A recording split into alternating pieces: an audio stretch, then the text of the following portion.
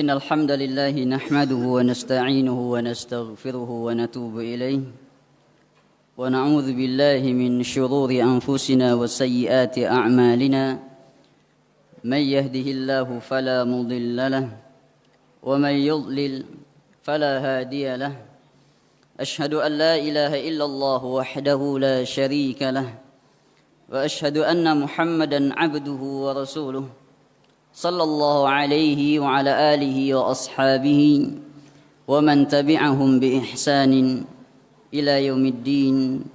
قال تعالى في كتابه الكريم: يا أيها الذين آمنوا اتقوا الله حق تقاته ولا تموتن إلا وأنتم مسلمون. وقال أيضا: يا أيها الناس اتقوا ربكم الذي خلقكم من نفس واحدة وخلق منها زوجها وبث منهما رجالا كثيرا ونساء واتقوا الله الذي تساءلون به والأرحام إن الله كان عليكم رقيبا. وقال أيضا: يا أيها الذين آمنوا اتقوا الله وقولوا قولا سديدا يصلح لكم أعمالكم ويغفر لكم ذنوبكم ومن يطع الله ورسوله فقد فاز فوزا عظيما.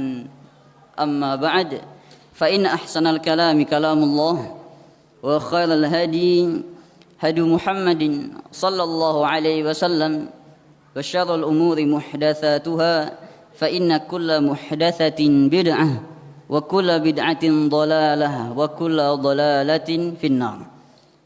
أعاذني الله وإياكم من النار. معاشر المسلمين إخواني في الدين وأخواتي في الله rahimani wa rahimakumullah jami'an. Kita bersyukur kepada Allah Subhanahu wa taala pada kesempatan yang mulia ini masih diberikan kesehatan, masih diberikan kesempatan untuk bisa bermujalasah, duduk bersama dan al-muwajahah, bertatap wajah, yang mana para salaf mengatakan di antara kenikmatan seorang muslim adalah liqaul ikhwan. Bagaimana seorang muslim bertemu dengan saudaranya sesama muslim. Dan alhamdulillah pada kesempatan yang berbahagia ini pertama kalinya ya saya duduk di sini, dan yang meminta kami adalah Ustadzuna Ustadz Hafizahullah taala, dan tidaklah yang duduk di sini lebih alim daripada yang duduk di bawah. Tiada rotan akar pun jadi. Dan kami memang asalnya Bengkulu, cuma lama melanglang buana sampai ke Jawa. Kemudian alhamdulillah kami punya pondok pesantren di Muarabungu, Jambi. Akhirnya berdomisili di sana dan KTP-nya pun sudah di KTP Muarabungu, Jambi. Dan ini kami lagi liburan semester anak-anak dan sempatkan pulang kampung dan diminta untuk mengisi di Masjid Abu Bakar ini. Dan sebagaimana tema yang sudah disebutkan oleh panitia yang sudah diumumkan, ya ini berkaitan dengan bahwasanya tauhid adalah solusi dalam perbaikan umat. Ikhwani fid din wa akhwati fillah rahimani wa rahimakumullah jami'an. Kerusakan umat ini itu banyak sekali. Ada kesyirikan, ada kebid'ahan, kefasikan, maksiat, kemunafikan, dan semua penyimpangan-penyimpangan ini bentuk penyakit-penyakit yang ada di tengah-tengah umat. Kalau seorang dai tidak memiliki landasan pijakan untuk memperbaiki umat, dia akan kebingungan. Mana dulu yang diperbaiki? Apakah kebid'ahan dulu? Ataukah kefasikan terlebih dahulu, ataukah maksiat terlebih dahulu yang harus diperbaiki? Oleh karenanya kita akan bahas di sini kenapa tauhid adalah solusi yang utama, solusi yang paling tepat dalam perbaiki penyimpangan-penyimpangan, kerusakan-kerusakan yang ada di tengah-tengah umat. Sebelum kita masuk pembahasan, kami akan berikan dua muqaddimah berkaitan dengan tema kita. Muqaddimah yang pertama adalah manzilatu ilmi aqidah. kedudukan ilmu akidah di tengah-tengah. Kita ada ilmu hadis, ada ilmu fikih, ada mustalah hadis, ada usul fikihnya, ada ilmu bahasa Arab. Dan para ulama dalam membahas cabang-cabang ilmu ini, mereka memiliki pondasi atau kaidah, yakni kaidahnya inna syarafal ilmi bi syarafil ma'mun atau bi syarafil ma'lum. Sesungguhnya kemuliaan sebuah ilmu tergantung apa yang dipelajari di dalamnya. Kenapa ilmu hadis menjadi ilmu yang mulia? Dikarenakan dipelajari dalam ilmu hadis ucapan Nabi, perbuatan Nabi, sifat-sifat Nabi, baik sifat fisiknya maupun akhlak beliau. Kenapa ilmu fikih menjadi ilmu yang mulia? Dikarenakan dalam ilmu fikih dipelajari bagaimana ibadah kita ini sebagaimana ibadah Nabi sallallahu alaihi wasallam. Oleh karenanya ilmu akidah menjadi ilmu yang paling mulia, karena ilmu akidah mempelajari tentang Allah Subhanahu wa taala. Oleh karenanya para ulama dari masa ke masa selalu memberikan perhatian yang khusus dalam pembahasan akidah. Bahkan para nabi dan para rasul menjadikan ilmu akidah tauhid sebagai pembahasan yang pertama ketika mendakwahkan dakwah di jalan Allah Subhanahu wa taala. Oleh karena Imam Ibnul Qayyim rahimahullah taala mengatakan kullu ayatin fil Qur'ani mutadamminatun lit-tauhid.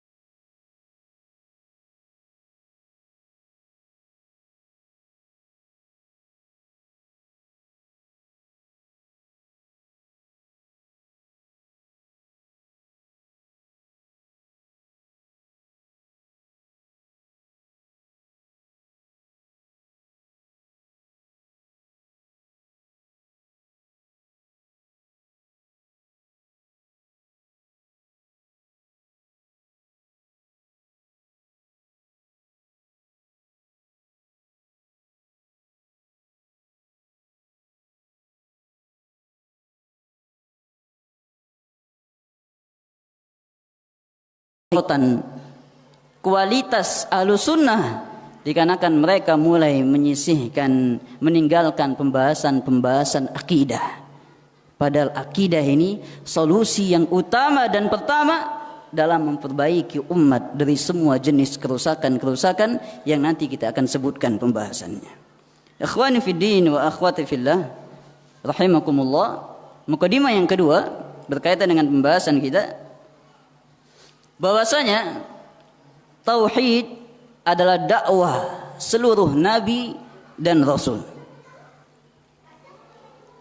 Maka ini yang perlu dipahami. Tidak ada seorang rasul pun melainkan mereka mengajak bagaimana berakidah yang benar, bagaimana mentauhidkan Allah Subhanahu wa taala. Dalam surat An-Nahl ayat 36 Allah Subhanahu wa taala mengingatkan, wa laqad ba'atsna fi kulli ummatin rasulan an i'budullaha wajtanibut taghut. Sungguh kami utus pada setiap umat itu seorang rasul. Apa dakwahnya? Ani'budullaha wajtanibut taghut. Beribadalah hanya kepada Allah dan jauhilah taghut, yakni bentuk semua dari kesyirikan-kesyirikan. Dan kita perhatikan dakwah Nabi sallallahu alaihi wasallam, yang mana beliau mengutus Mu'adz ibn Jabal ke negeri Yaman, dan dakwah pertama yang diajarkan adalah falyakun awwalu ma tad'uuhum ilaihi ila syahadati alla ilaha illallah.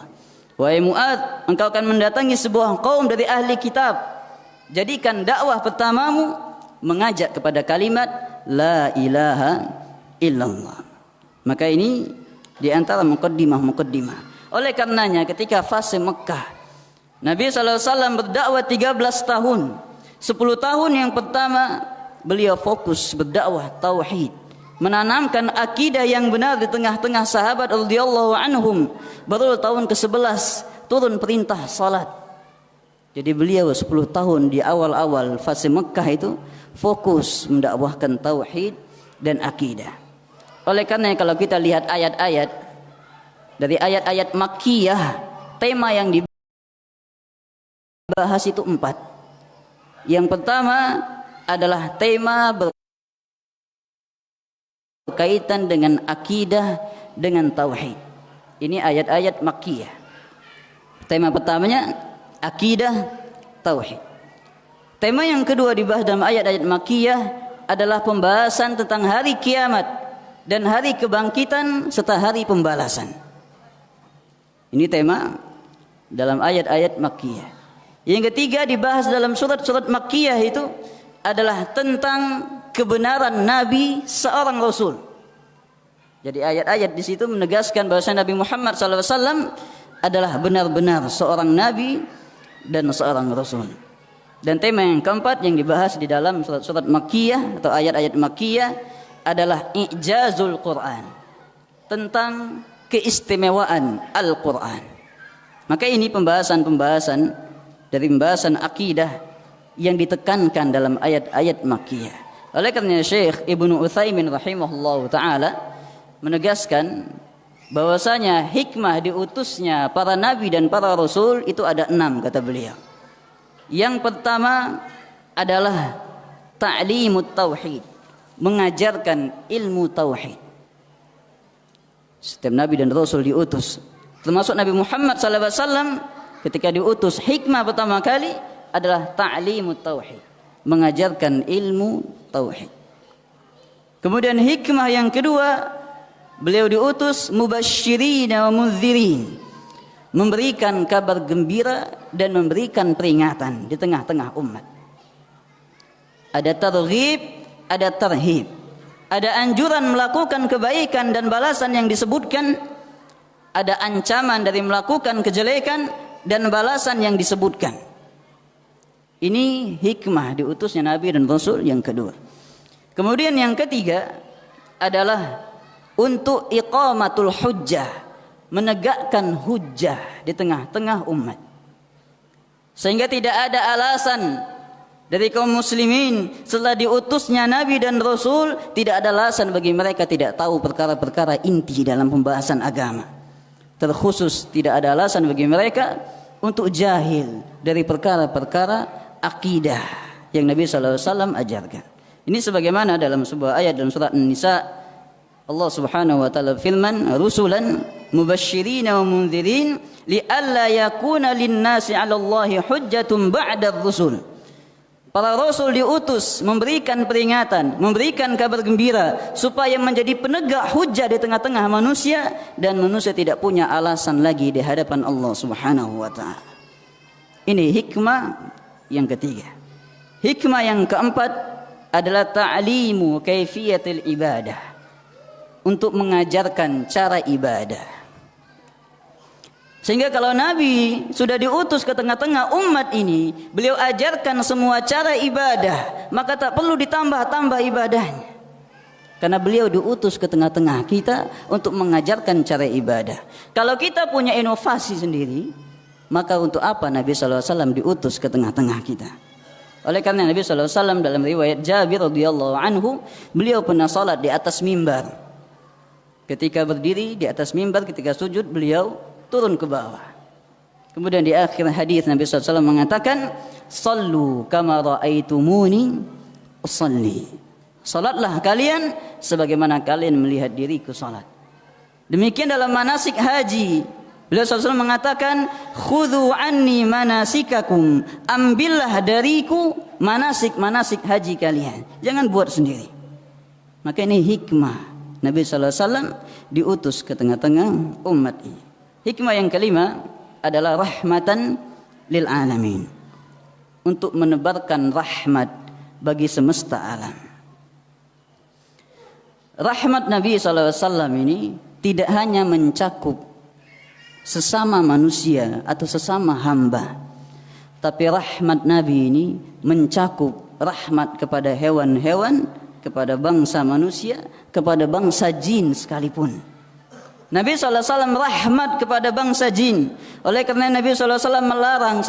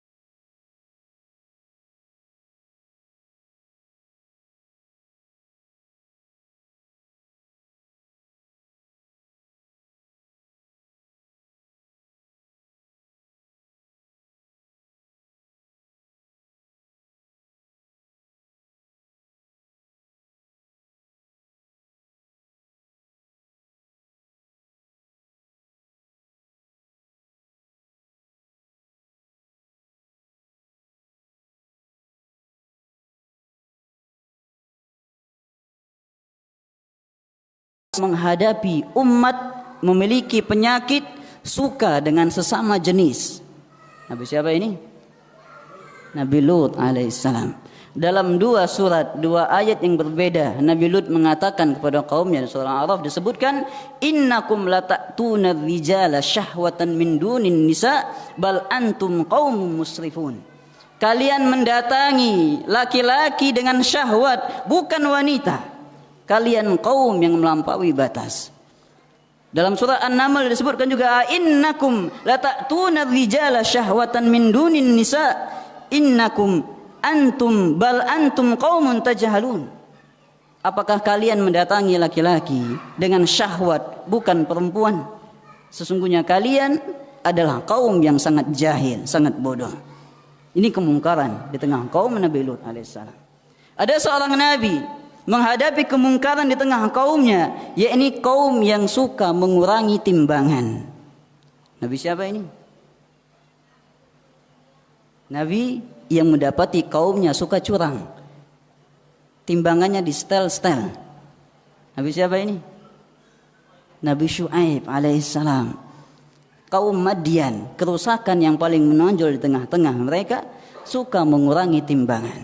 Dan berbagai macam penyakit-penyakit dihadapi para nabi dan para rasul ketika menemui umat mereka. Nabi Nuh mendapati penyimpangan di kaumnya, Nabi Hud, Nabi Saleh, bahkan Nabi kita Muhammad SAW mendapati kerusakan yang banyak di tengah umat beliau. Apalagi zaman kita ini ya, semua penyimpangan dari semua umat Nabi ada di zaman kita. LGBT ada, syirik ada, bid'ah, mengurangi timbangan banyak. Semuanya terkumpulkan di masa kita. Perhatikan apa dakwah mereka, apa dakwah para nabi dan para rasul melihat penyimpangan yang beraneka ragam ini. Ya qaumi ibudullah ma lakum min ilahin ghairuh. Dalam surat Hud, dalam surat Al-A'raf disebutkan Nabi Nuh, Nabi Saleh, Nabi Hud, Nabi Syuaib menyeru kaumnya, ya qaumi ibudullah, wahai kaumku, beribadalah hanya kepada Allah, tauhidkanlah Allah. Ma lakum min ilahin ghairuh. Kalian tidak punya Tuhan yang berhak diibadahi kecuali hanya Allah Subhanahu wa taala. Perhatikan ayat-ayat ini. Kerusakan yang beraneka ragam, bermacam-macam, obat pertamanya adalah mentauhidkan Allah Subhanahu wa taala. Oleh karenanya di masa kita saat ini, dengan puluhan, ratusan kerusakan-kerusakan di tengah umat, maka tidak perlu bingung dari mana kita mulai. Maka mulailah mendakwakan tauhid dari diri kita, keluarga kita, orang-orang terdekat kita. Ajarkan tauhid, bagaimana mengesahkan Allah Subhanahu wa taala dalam uluhiyahnya, dalam rububiyahnya, dalam al-asma was sifatnya, nama-nama dan sifat-sifatnya. Maka ini sebab yang pertama kenapa tauhid menjadi solusi yang utama dalam perbaikan umat. Oleh karenanya apapun yang terjadi di tengah-tengah umat, jangan pernah tinggalkan dakwah tauhid.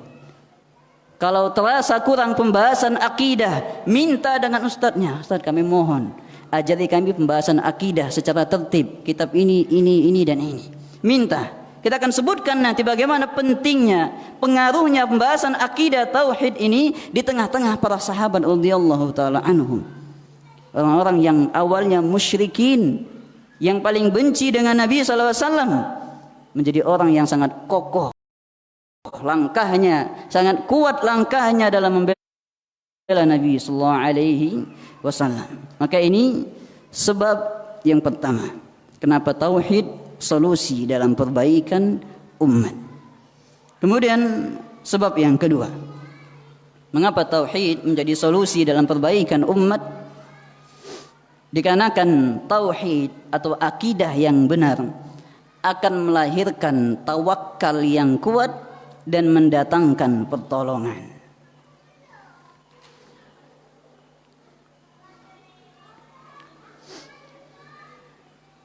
Nah, perhatikan buah hasil dari pendidikan tauhid Nabi kepada para sahabat radhiyallahu taala anhum. Sahabat-sahabat itu hijrah dari Mekah ke Madinah. Semuanya ditinggal. Rumahnya ditinggal, hewan ternaknya ditinggal, keluarga yang disayangi pun ditinggal. Dan di kota Madinah mereka punya tanah?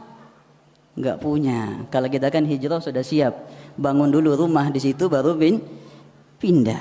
Sahabat tidak ada yang punya tanah di Madinah, tidak ada yang punya rumah di Madinah. Mereka berangkat dengan tawakal yang tinggi.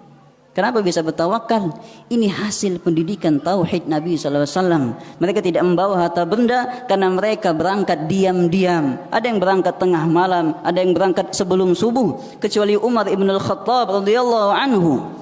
Karena Umar ini tidak ada yang berani menghalangi beliau ketika berangkat dari Mekah ke Madinah. Bahkan dikisahkan dalam sirah Nabawiyah, ketika Umar melakukan hijrah dari Mekah ke Madinah, beliau berangkat terang-terangan, menampakkan diri di depan kaum musyrikin sambil menantang. Man arada an tathkilahu ummuhu aw yaitima waladuhu aw yarmula zawjatuhu falyalqani wara hadzal wadi. Siapa yang ingin ibunya menangis nelangsa, ingin anaknya menjadi yatim, ingin istrinya menjadi janda, temui diriku di balik lembah ini. Masya Allah. Yang lain sembunyi-sembunyi, Umar nantang, siapa yang berani maju? Ternyata satu pun dari kaum musyrikin tidak ada yang berani menghalangi perginya Umar ibn al-Khattab bersama Zaid ibn al-Khattab radhiyallahu ta'ala anhuma. Ini luar biasanya tawakal yang tinggi. Kenapa mereka bisa bertawakal seperti ini? Karena pendidikan akidah tauhid Nabi sallallahu alaihi wasallam masuk ke dalam dada-dada para sahabat radhiyallahu ta'ala anhum.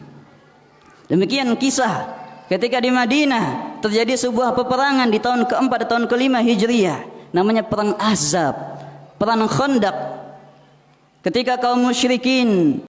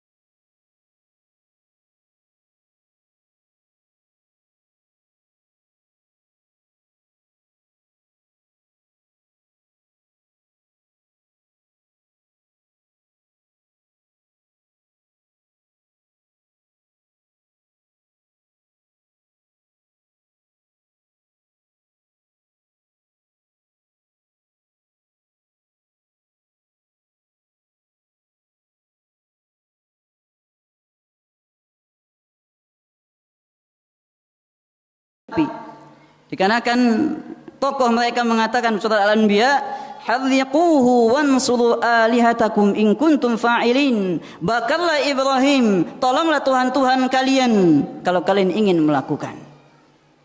Ketika akan dilemparkan ke dalam api, datang Jibril alaihi salam mengatakan, ya Ibrahim, alaka hajah? Wahai Ibrahim, engkau butuh bantuan atau tidak? Maka Ibrahim dengan tegas mengatakan, amma ilaika fala. Adapun bantuanmu wahai Jibril, aku tidak butuh. Wa amma ilallahi fabala. Adapun bantuan dari Allah, tentu aku membutuhkannya. Kemudian Ibrahim mengatakan, hasbiyallah wa ni'mal wakil. Cukuplah Allah sebagai penolongku dan Allah sebaik-baiknya tempat bertawakal. Perhatikan Nabi Ibrahim alaihissalam, Abul Anbiya, bapaknya para nabi, imamnya orang-orang yang bertauhid. Bagaimana buah dari tauhidnya membuat beliau semakin kuat, semakin kokoh. Maka Allah tolong beliau, ya naru kuni bardaw wa salaman ala Ibrahim. Wahai api, jadilah dingin dan penyelamat kepada Ibrahim alaihissalam. Maka ini bagaimana gambaran dari para nabi dan para sahabat radhiyallahu taala anhum. Semakin kuat tauhid mereka, semakin kuat tawakal, semakin datang pertolongan kepada mereka. Allah Subhanahu wa taala mengingatkan, wa kana haqqan alaina nasrul mu'minin, dan hak atas kami membantu, menolong hamba-hamba yang beriman mentauhidkan Allah Subhanahu wa taala. Oleh karenanya apapun yang terjadi dalam dakwah ini, dalam kehidupan kita, kesulitan-kesulitan, himpitan-himpitan, kuatkan tauhid. Kuatkan pembahasan akidah. Karena kita semakin yakin kepada Allah Subhanahu wa taala dan semakin datang pertolongan-pertolongan biiznillah Subhanahu wa taala. Maka ini adalah sebab yang kedua. Kenapa dalam memperbaiki umat solusinya adalah dengan mengajarkan tauhid di tengah-tengah umat supaya kaum muslimin, para salafiyun, ahlus sunnah semakin bertawakal kepada Allah, semakin menyandarkan hati kepada Allah Subhanahu wa taala dan mereka akan ditolong oleh Allah Subhanahu wa taala apapun yang terjadi. Maka ini sebab yang kedua dari solusi tauhid sebagai solusi perbaikan umat. Sebab yang ketiga, kenapa tauhid menjadi solusi dalam perbaikan umat? Dikarenakan tauhid adalah al-makhraj an kulli masyaqqah, jalan keluar dari semua kesulitan-kesulitan. Kesulitan apapun yang dihadapi dalam kita menjalani kehidupan, di dalam dakwah, dalam rumah tangga, semua bentuk kesulitan, makhrajnya, jalan keluarnya adalah tauhid, mengesahkan Allah Subhanahu wa taala, memperkuat akidah. Jangan disangka Nabi itu hidupnya adem ayem saja. Jangan disangka hidup Nabi itu enak, santai. Tapi Nabi setiap harinya mendapati gangguan-gangguan dari kaum musyrikin, dicela dari lisan-lisan kaum musyrikin. Bahkan di Taif beliau disakiti, dilempari batu, berdarah qadam beliau, kaki beliau, dan jabah dan kening beliau. Beliau disakiti, beliau diganggu. Tapi perhatikan perintah Allah kepada Nabi sallallahu alaihi wasallam dalam surat Al-Hajj. Allah mengingatkan Nabi ketika datang kepada beliau kesulitan. Allah Subhanahu wa taala firman, "Wa laqad na'lamu annaka yadhiqu sadruka bima yaqulun wasabbih bihamdi rabbika wa kum minas sajidin wa'bud rabbaka hatta ya'tiyakal yaqin." Wahai Muhammad, sungguh kami mengetahui bahwasanya ucapan-ucapan kaum musyrikin itu melukai hatimu, menyempitkan hatimu, menyulitkan hidupmu. Apa jalan keluarnya? Allah berikan jalan keluarnya. Wasabbih bihamdi rabbik. Bertasbihlah dengan memuji Tuhanmu. Wa kum minas sajidin. Jadilah hamba yang senang bersujud, yakni menegakkan salat. Wa'bud rabbaka hatta ya'tiyakal yaqin. Ini syahidnya. Kata Allah Subhanahu wa taala, beribadahlah kepada Tuhanmu sampai datang kepadamu kematian. Jadi dalam keluarnya dari semua kesulitan adalah wa'bud rabbak. Beribadahlah kepada Tuhan. Ibnu Abbas radhiyallahu taala anhu mengatakan, kullu ayatin fil Qur'an, kullu ma warada minal Qur'ani minal ibadah fa ma'naha tauhid. Setiap perintah yang ada dalam Al-Qur'an tentang perintah beribadah, maka maknanya adalah tauhid. Jadi makna wa'bud rabbaka, tauhidkanlah Tuhanmu sampai datang kepadamu kematian. Maka perhatikan ayat ini luar biasa. Allah Subhanahu wa taala memberikan makhraj, jalan keluar dari semua kesulitan yang menimpa Nabi dengan mentauhidkan Allah Subhanahu wa taala. Jangankan kaum muslimin ya, kaum musyrikin dikisahkan dalam Al-Qur'an dalam surat Al-Ankabut ketika mereka terombang-ambing di tengah lautan, kemudian mereka berdoa mengikhlaskan diri kepada Allah Subhanahu wa taala. Apa yang terjadi pada mereka? Selamat. Fa idza rakibu fil fulki da'u Allah mukhlishina lahud-din falamma najjahum ilal barri idza hum yusyrikun. Ketika mereka berdoa, kami selamatkan mereka. Ketika mereka sampai di daratan, mereka kembali berbuat kesyirikan. Maka ini gambaran bagaimana tauhid atau akidah tauhid menjadi makhraj, jalan keluar dari semua kesulitan-kesulitan. Sudah masuk Isya ya? Bagaimana ini Ustaz? Lanjut ya. Nah, Ma'asyiral muslimin, ikhwani fid din wa akhwati fillah, rahimani wa rahimakumullah jami'an. Oleh karenanya, setiap kita ini hendaklah berlomba-lomba menjadi hamba Allah yang hakiki. Karena hamba Allah itu dua. Ada yang menjadi hamba Allah hanya zahirnya saja, fisiknya dia ciptaan Allah, tapi batinnya dan amalannya bukan untuk Allah Subhanahu wa taala. Makanya dalam sebuah hadis Nabi menyebutkan ada hamba yang menghambakan dirinya bukan kepada Allah, tapi kepada Tuhan-Tuhan selain Allah. Ada yang menghambakan diri kepada harta benda, ada yang menghambakan diri kepada hawa nafsu. Nabi SAW mengingatkan, ta'isa abdud dinar, ta'isa abdud dirham, al-qatifah wal khamisah. Binasa hamba dinar dan dirham, binasa hamba yang menghambakan dirinya kepada pakaian-pakaian yang indah, pakaian-pakaian yang bagus, harta benda. Dan yang kedua, ada yang menghambakan dirinya kepada Allah. Secara zahirnya dia ciptaan Allah, secara batinnya, secara amalannya dia memang hamba Allah Subhanahu wa taala. Maka siapa yang menghambakan diri kepada Allah Subhanahu wa taala zahir maupun batin, maka inilah orang-orang yang memiliki kedudukan yang tertinggi, dan umat akan baik dengan kaum muslimin yang benar-benar menghambakan dirinya kepada Allah Subhanahu wa taala. Oleh karenanya, tidak ada predikat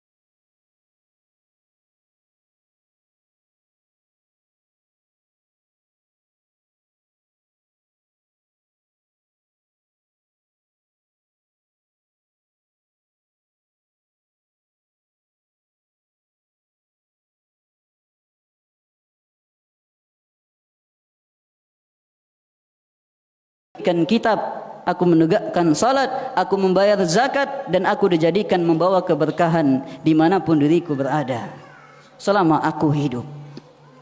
Oleh karenanya dalam surat Shad Allah mengingatkan beberapa orang nabi dan semuanya memiliki predikat Abdullah.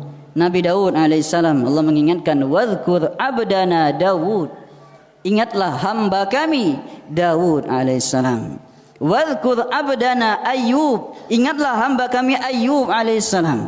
Wadhkur ibadana Ibrahim wa Ishaq wa Ya'qub, ingatlah hamba-hamba kami Ibrahim, Ishaq, Ya'qub. Semuanya memiliki gelar hamba Allah Subhanahu wa taala. Bahkan Nabi kita Muhammad sallallahu alaihi wasallam, beliau di dalam Al-Qur'an, kata Syekh Ibnu Utsaimin rahimahullah, Nabi kita Muhammad SAW di dalam Al-Quran dipanggil dengan panggilan hamba di 4 tempat. Tempat yang pertama ketika Allah membela beliau dari kaum musyrikin. Ketika Allah membela Nabi dari kaum musyrikin, Allah menyebut Nabi dengan panggilan hamba. Wa in kuntum fi raibim mimma nazzalna ala abdina fa'tu bisurah. Dalam surah Al-Baqarah disebutkan, kalau kalian ragu dengan apa yang diturunkan ila abdina, kepada hamba kami. Siapa hamba kami di sini? Nabi Muhammad sallallahu alaihi wasallam. Ini tempat yang pertama. Nabi dipanggil dengan hamba. Tempat yang kedua, Nabi dipanggil dengan hamba ketika Allah menurunkan Al-Qur'an. Ketika Allah turunkan Al-Quran kepada Nabi Muhammad SAW, Nabi dipanggil dengan predikat hamba. Dalam awal-awal surat Al-Kahfi disebutkan, Alhamdulillahilladzi anzala ala abdihil kitaba wa lam yaj'al lahu iwaja. Segala puji bagi Allah yang menurunkan Al-Quran ala abdihi, kepada hambanya, yaitu Muhammad sallallahu alaihi wasallam. Maka ini yang kedua. Tempat yang ketiga, Nabi sallallahu alaihi wasallam dipanggil dengan panggilan hamba ketika peristiwa Al-Isra wal Mi'raj. Beliau dipanggil dengan panggilan hamba. Allah mengingatkan, subhanalladzi asra bi 'abdihi lailan minal masjidil harami ilal masjidil aqsa. Maha suci Allah yang memperjalankan hambanya pada malam hari dari Masjidil Haram sampai Masjidil Aqsa, dan beliau dipanggil dengan panggilan hamba. Kemudian yang keempat, Nabi kita dipanggil dengan panggilan hamba ketika beliau berdakwah di jalan Allah. Ketika Nabi berdakwah, beliau dipanggil dengan julukan tertinggi dengan gelar hamba. Oleh karenanya dalam surat Al-Jin Allah Subhanahu wa taala mengingatkan, wa annahu lamma qama abdullah yad'u, dan bahwasanya ketika qama abdullah, berdiri hamba Allah. Hamba Allah dalam ayat ini adalah Nabi Muhammad SAW, yad'u, dalam rangka berdakwah menuju Allah Subhanahu wa taala. Oleh karenanya menghambakan diri kepada Allah ini solusi yang sangat tepat ketika ingin memperbaiki umat. Karena tidak akan ada yang masuk ke dalam surga melainkan dia sudah menjadi hamba Allah. Dalam surah Al-Fajr sering kita dengarkan ya, fadkhuli fi ibadi wadkhuli jannati. Masuklah engkau wahai jiwa yang tenang ke dalam barisan hamba-hambaku, kemudian masuklah kalian ke dalam surgaku. Maka ini solusi dari solusi yang disebutkan dalam Al-Quran dan hadis, bagaimana umat ini bisa menjadi umat yang terbaik, menjadi umat yang baik, terjadi perbaikan-perbaikan di tengah umat, sehingga tidak perlu bingung lagi. Tidak perlu bingung jalan yang mana yang harus ditempuh, karena banyak dari jalan-jalan orang ingin memperbaiki umat dengan metode yang berbagai macam. Saya ingin perbaiki umat, berarti saya harus menjadi anggota dewan. Itu metode memperbaiki umat. Saya mau perbaiki umat, berarti presiden yang sekarang harus digulingkan, diganti yang lebih baik. Nah, ini metode juga dalam memperbaiki umat. Ada yang punya ide, kita tegakkan khilafah Islamiyah. Ini metode-metode yang dibuat-buat. Padahal Al-Quran dan Sunnah sudah memberikan jalan terbaik bagaimana memperbaiki umat. Oleh karenanya jangan pernah tinggalkan dakwah tauhid, jangan pernah tinggalkan dari mengajarkan tauhid di tengah-tengah umat. Oleh karena ketika Nabi SAW mendapatkan wahyu, beliau naik ke bukit Safa ketika turun ayat wa anzir ashiratakal aqrabin, berilah peringatan kepada keluarga-keluarga terdekat. Maka ini solusi yang keberapa? Yang ketiga dari perbaikan umat. Kemudian yang terakhir, kita cukup sampai 4 saja ya, karena waktunya tidak cukup. Kenapa tauhid menjadi solusi atau solusi yang tepat dalam perbaiki umat? Dikarenakan orang-orang yang menyimpang yang mereka serang pertama kali adalah akidah kaum muslimin. Setiap aliran sesat, sekte yang menyimpang yang mereka ganggu pertama kali bukan perkara fikih, bukan perkara bahasa Arab. Yang mereka ganggu pertama kali di tengah-tengah umat ini adalah perkara akidah, perkara tauhid. Semuanya. Dikarenakan tauhid itu akar. Kalau akarnya sudah dibusukkan, maka tidak ada guna batang dan dahannya. Tapi kalau yang busuk dahannya saja, bisa ditebang dahannya, tumbuh tunas yang baru, bisa. Tapi kalau akidah sudah dirusak, dan ini misi pertama aliran yang menyimpang, merusak akidah kaum muslimin. Kita perhatikan sejarah yang datang di tengah-tengah umat ini. Khawarij, Syiah, Sufiyah, Mu'tazilah, Kullabiyah, semuanya datang merusak akidah kaum muslimin, baik dalam uluhiyah, rububiyah, asma was sifat. Mereka merusak dari jalan-jalan itu. Oleh karenanya kalau kita tahu bagian-bagian yang dirusak, maka Fadaraballahu mathalan kalimatan tayyibatan kasyajaratin tayyibatin asluha thabitu wa far'uha fis sama. Tidaklah engkau melihat permisalan kalimat yang indah, yaitu kalimat la ilaha illallah, seperti sebuah pohon yang akarnya menancap ke tanah dan dahannya menjulang ke langit. Itulah kalimat la ilaha illallah, dikarenakan iman ini seperti pohon, ada akarnya, ada batangnya, ada cabangnya.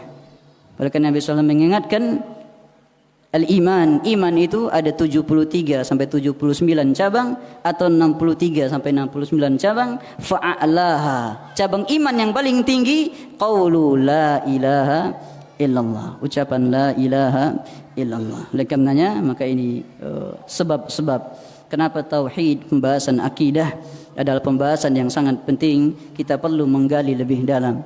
Kadang sebagian kita ini ketika membahas fikih, apalagi membahas pernikahan, rumah tangga, itu Masya Allah asik, ya tidak? Asik. Tapi ketika bahas